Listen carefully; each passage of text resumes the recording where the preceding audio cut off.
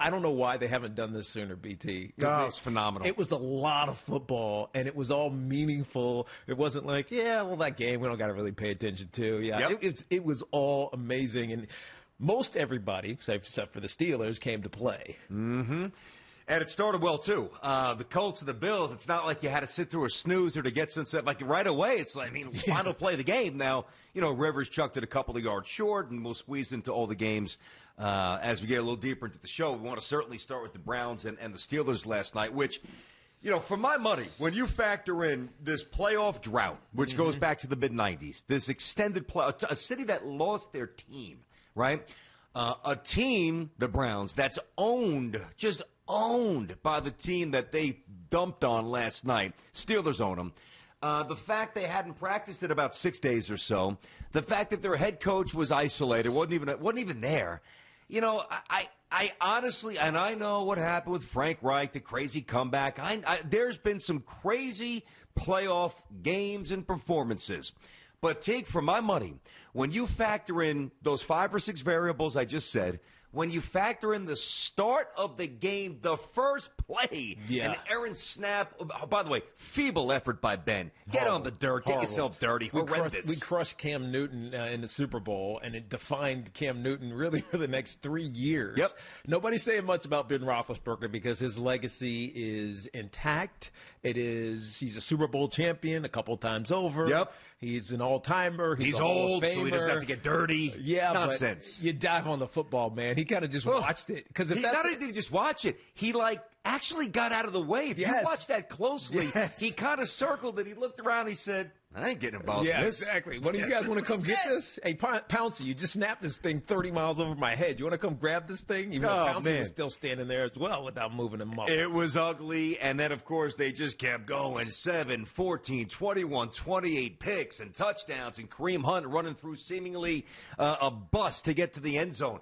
All of these things, Teak, I honestly believe, plus the shock value of how it started. Last night, the Browns win, to me, is the most memorable, amazing playoff win of all time. All time. That's how I view last night. Wow. All time. All time. I mean, if you want to take in the history of the Browns, I guess that's what I'm doing. You could make that argument. Part of it. All time. I mean, they hadn't won since man. They hadn't won since '95. Okay. They lost their team.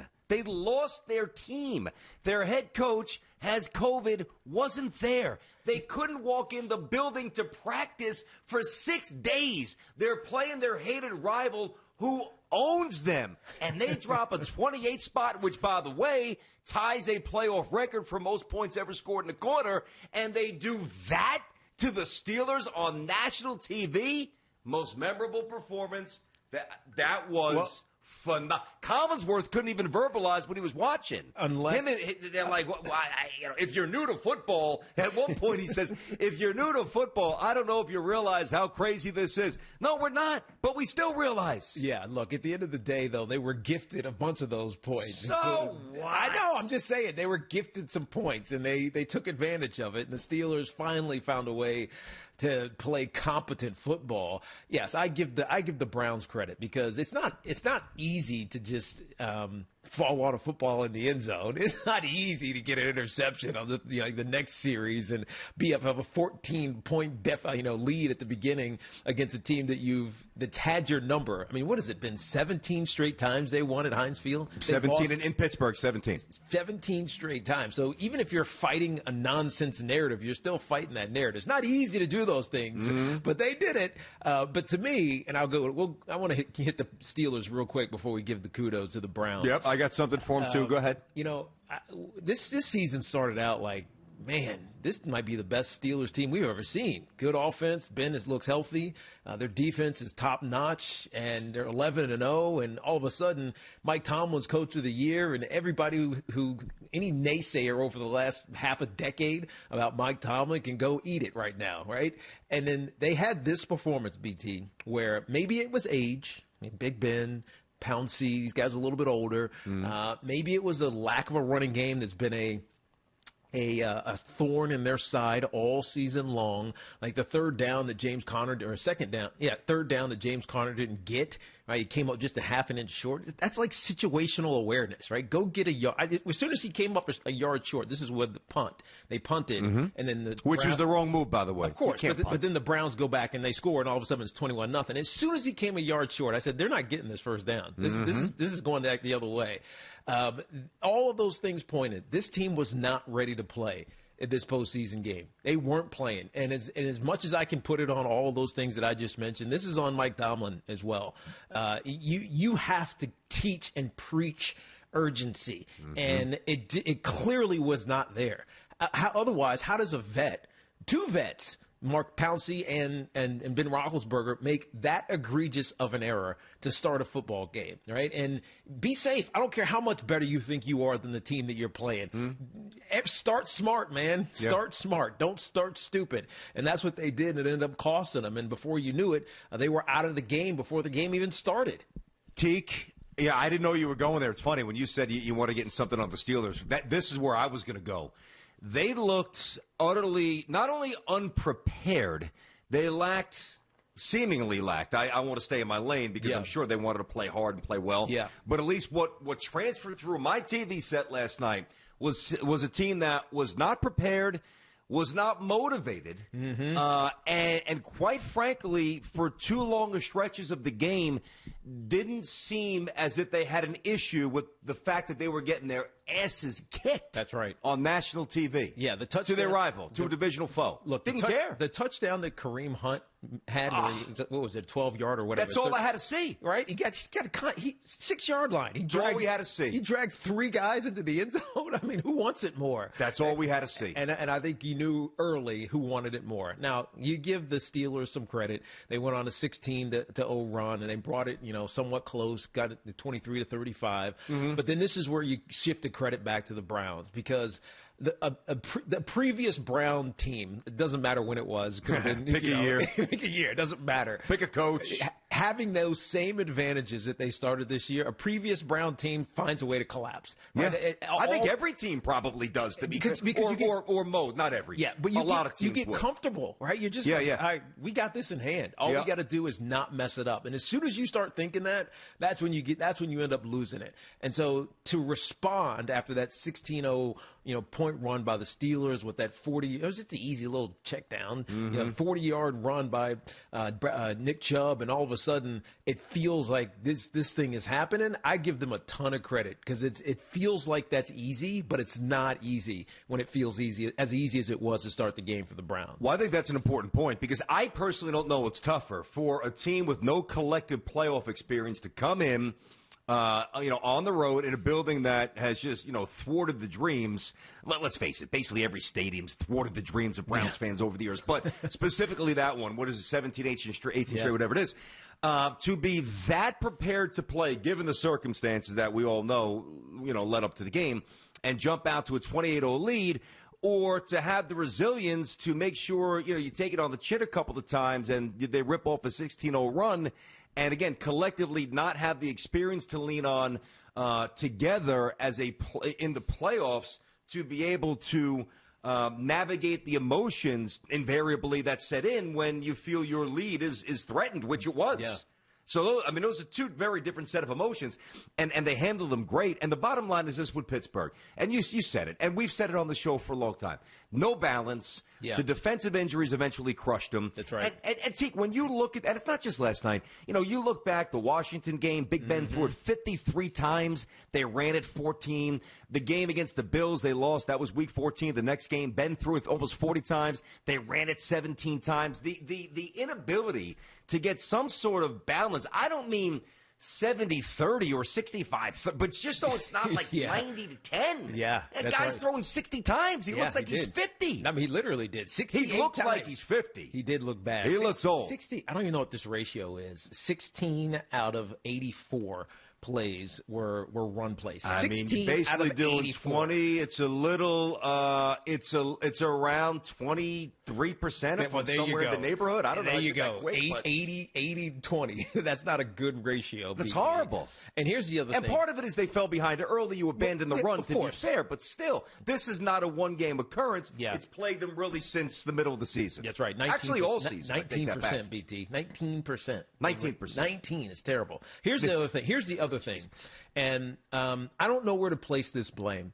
But I have to, again, fall back on Coach Tomlin. Yeah. So, beginning of the fourth quarter, it's fourth down. They're right at near the 50-yard line, and they punt the ball back. This was the drive. This is the one where they had ripped off 16 points, consecutive points. They're fourth down. I mean, they're still down by 12 points. Horrendous decision. They got to go score. Horrendous decision. To me, what it told me is that the Steelers team, despite how horrendously they had played to start the game and then flipped it, riding the roller coaster, started playing great to pull themselves, within 2 scores, they from the very beginning, they thought they were better. That's why there wasn't that urgency. They thought they were the better team. And maybe they are, but they thought they were the better team on the field. And when you make a decision like that, you're maybe blindly relying on the fact that you're better on paper, but not actually playing better on the field that day. If I'm Mike Tomlin, you have to go for that on fourth down because you weren't better than the Browns yesterday. Now, they may have, if you play them 8 more times, you beat them probably 8 times. I don't know if I agree with that. I don't agree with that. I don't agree with that. BT, they gifted them 24 I don't points. agree with that. The Steelers are not, they're not 20.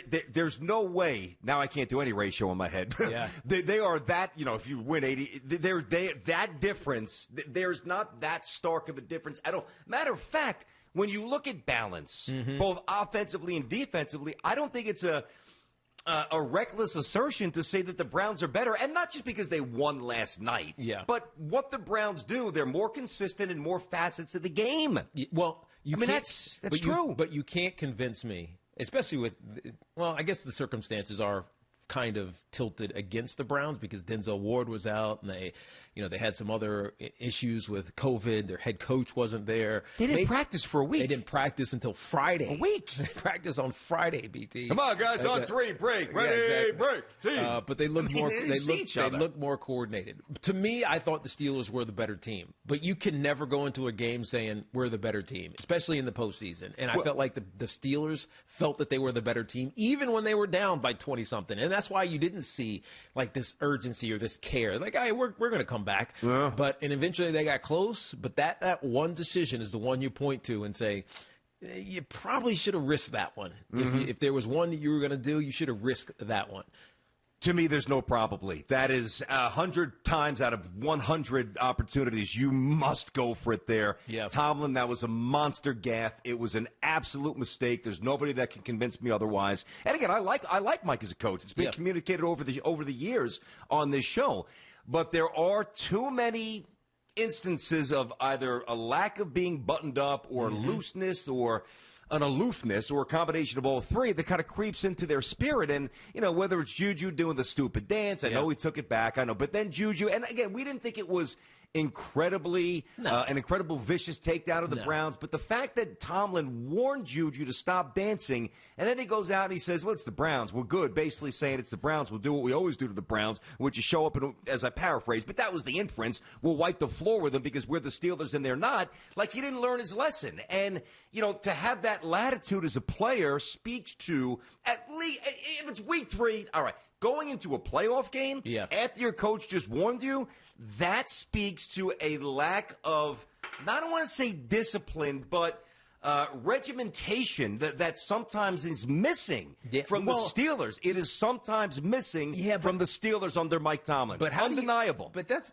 JuJu just being JuJu. But it was Antonio Brown. It's always something. Yeah, but Antonio Brown was more. he was just nonsense. He was a clown more than he was like a detrimental. But Mike Tomlin let him be a clown. That's the point. True, because it wasn't damaging to the team, and they were dominant with him. So it's a little bit different. The circumstances are, put them all together and they tell a story. But individually, I think they're a little bit different. And JuJu's got to answer. The problem with the whole billboard material thing that we talked about with JuJu SmithSchuster, and I did this for my minute today. It's not that motivated the Browns. I know they were saying it after. Browns is the Browns. They were saying it afterwards, but I mean, you're paid to be, motivated, Cleveland Browns. I mean, you've got 26 years of ineptitude. You're going to be motivated in your first postseason game in a long time, your first viable chance to actually get deep into the postseason, even though I don't think they're going to get deeper than this past week, but still, it is what it is. It is what it is, BT. Look, they're paid to be motivated. So I wasn't necessarily like concerned or upset or like, what are you doing, JuJu?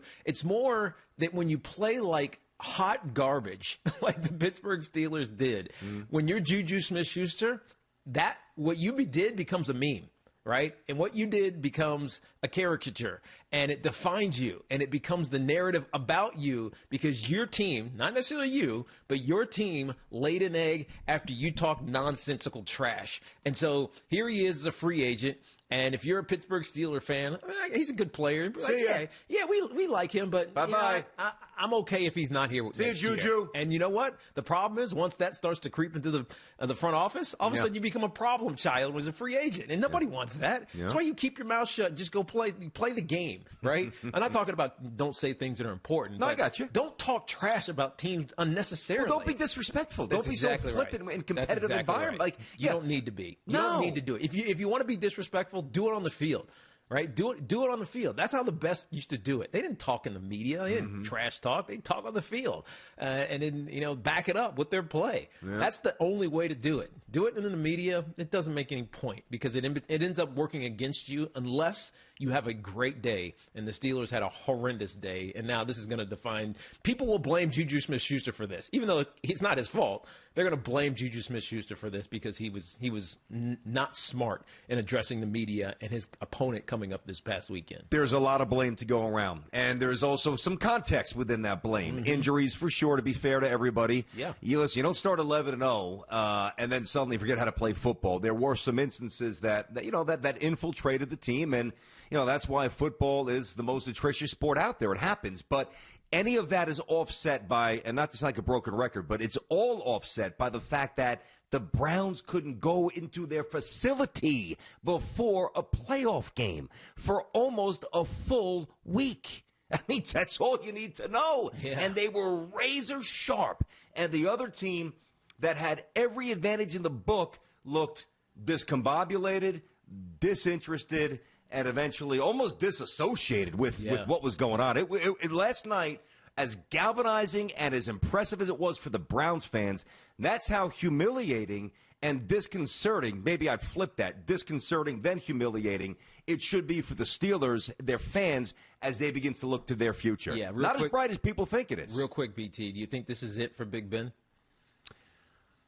The money is you got the $41 million. If he retires, it's $21 million. If you extend the contract, you can spread out the signing bonus, blah, blah, blah. There's ways to circumvent this. Do I think Ben is just about done? I do, because next year there's going to be a 17th game, so another regular season game. Yeah. I don't see it with Ben. When you have no running attack, right, and your quarterback is 38 years old, he better be Aaron Rodgers. And immobile. And immobile, exactly.